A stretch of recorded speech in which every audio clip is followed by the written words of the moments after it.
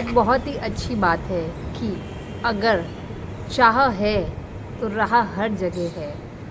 उसी के बेस पे एक छोटी सी और एक बहुत ही प्यारी स्टोरी आपके साथ ज़रूर बोलना चाहूँगी। एक बार एक कक्षा थी, सरकारी स्कूल थी, वहाँ के बच्चे बैठे थे, बारिश का मौसम था, स्कूल के बाहर बारिश हो रही थी और कक्षा चल रही थी। तो अध्यापक क्लास में पढ़ा रहे थे, तो वो भी बोले कि चलो आज एक चीज़ करी जाए। उन्होंने किया कि 100 रुपये निकाले अपनी जेब से और बच्चों से पूछा, अगर मैं आपको ये 100 रुपये दूँ तो आप लोग इसका क्या करेंगे? तो एक बच्चे ने बोला मैं इसकी चॉकलेट लेके आऊँगा, एक ने बोला मैं आइसक्रीम लाऊँगा, एक बच्चे ने बोला मैं टॉयज़ लेके आऊँगा, एक ने बोला कि मैं इससे घूमने जाऊँगा, एक ने बोला कि इससे मैं बहुत सारी चीज़ें खरीदूँगा। उसमें से एक बच्चा बहुत ही शांत बैठा था, उसको कक्षा में क्लास में सर ने खड़ा किया और बोले बेटा तुमने कोई जवाब नहीं दिया। तो उसने बोला अगर मुझे ये 100 रुपये मिल जाते हैं तो मैं अपनी माँ के लिए चश्मा लाऊंगा। तो इस पे सारा क्लास हंसने लगा और गुरुजी बोले कि बेटा आपका चश्मा माता जी का तो आपके पिताजी भी ला सकते हैं, तो आपने ये चीज़ क्यों सोची? तो उसने जवाब दिया कि मेरी माँ सिलाई करती है और उनकी आंखों पे इससे जोर पड़ता है और कुछ घर पे काम करती है साफ़ सफाई का, जिससे हमारा घर कट चलता है।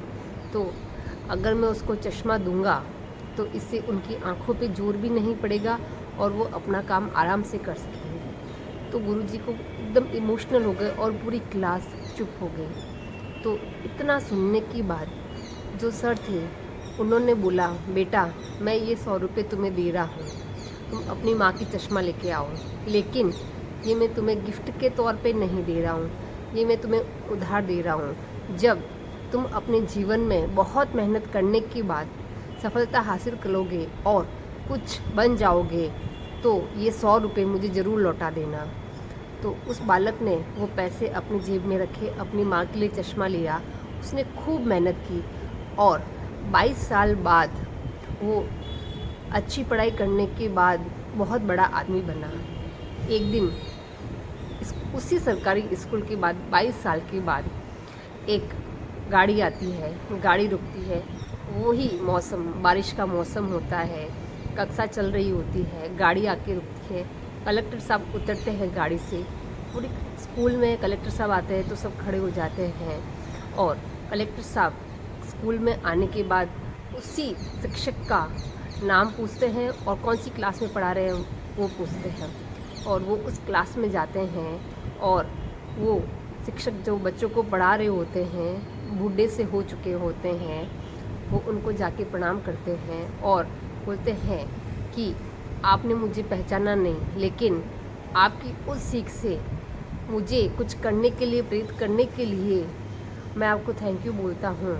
मैं वही बच्चा हूँ जिसको आपने 100 रुपये दिए थे अपनी माँ के लिए चश्मा लेने के लिए, लेकिन आपने मुझे उस 100 रुपये के साथ जो शिक्षा दी उससे आज मैं इस पद पर हो गया हूँ।